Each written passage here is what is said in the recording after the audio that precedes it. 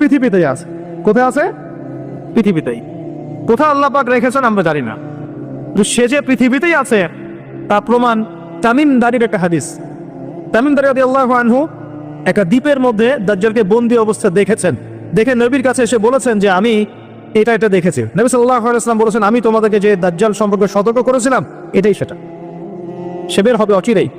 এবং সেদিন সে বলেছিল যে এই বাইসানের খেজুর বাগানে খেজুর থাকবে না, এখন সেখানে খেজুর নাই। সে বলেছিল তাবারিয়া হ্রদে যখন পানি থাকবে না তখন আমি বের হব, এখন তাবারিয়া হ্রদে পানি নাই, সময় ক্লোজ। সে কোথা থেকে বের হবে? উত্তর, তার বের হওয়া সম্পর্কে তিনটা বর্ণনা পাওয়া যায়।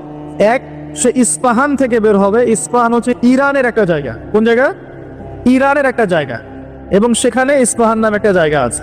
এমন হতেই পারে যে ইরান এই জায়গাটুকু অচিরেই বা ভবিষ্যতে ইসরায়েলের অন্তর্ভুক্ত হয়ে যেতেও পারে। কেন? 1974 সালে আরব ইসরায়েল যুদ্ধের সময় কি সিরিয়ার ওই যে আপনার গোলান মালভূমি, মিশরের সিনাই উপত্যকা, এগুলো কি ইসরায়েলের অন্তর্ভুক্ত ছিল? পড়াশোনা করেছেন কিছু? এগুলো ইসরায়েলের অন্তর্ভুক্ত ছিল না, এগুলো মিশরের এবং সিরিয়ার ছিল। মাত্র 6 দিনে সে এই আরবদেরকে পরাজিত করে ওই জায়গাগুলো দখল করে ফেলেছে। মাত্র 6 দিনে। কতদিনে?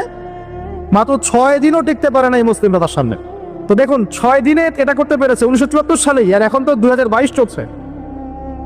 তো ইস্পাহানের ওই জায়গা যে ওর অন্তর্ভুক্ত হয়ে যাবে না, কে গ্যারান্টি দিবে? হতেও পারে। আর আপনারা ইরান ইসরায়েলের সম্পর্ক দাকুরাল দেখেন না?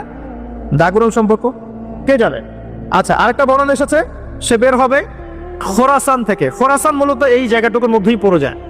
আরেকটা হাদিসের মধ্যে আছে শাম এবং ইরাক, ইরাক এবং শাম। শাম মানে যে প্যালেস্টাইন, লেবানন, জর্ডান, এই পুরো জায়গাটার নাম শাম। এই অংশটুকুর মধ্য থেকে, এর মাঝখানে একটা রাস্তা থেকে দাজ্জাল মানুষের রূপে আত্মপ্রকাশ করে।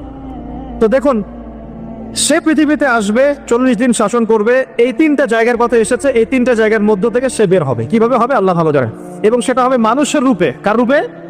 মানুষের রূপে। সে কি হবে? সে একজন ইহুদি যুবক হবে। কি হবে? সে কোনো খ্রিস্টান হবে না, বুদ্ধিস্ট হবে না, মুসলিম হবে না, সে অন্য কোনো রিলিজন ফলো করবে না। সে একজন ইহুদি যুবক হবে, যার চুলগুলো হবে কার্লি, মানে কোকরান। কি হবে? চুলগুলো কোকরান। তার ফিজিক্যাল স্ট্রাকচার খুব শক্ত হবে, মানে স্ট্রংলি বিল্ড, খুব শক্তিশালী।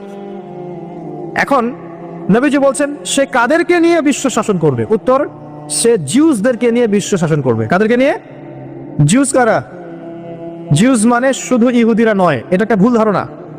ইহুদিদের মধ্যে এমন অনেক অর্থোডক্স ইহুদি আছে যারা প্যালেস্টাইনিদের অধিকারের পক্ষে কথা বলে।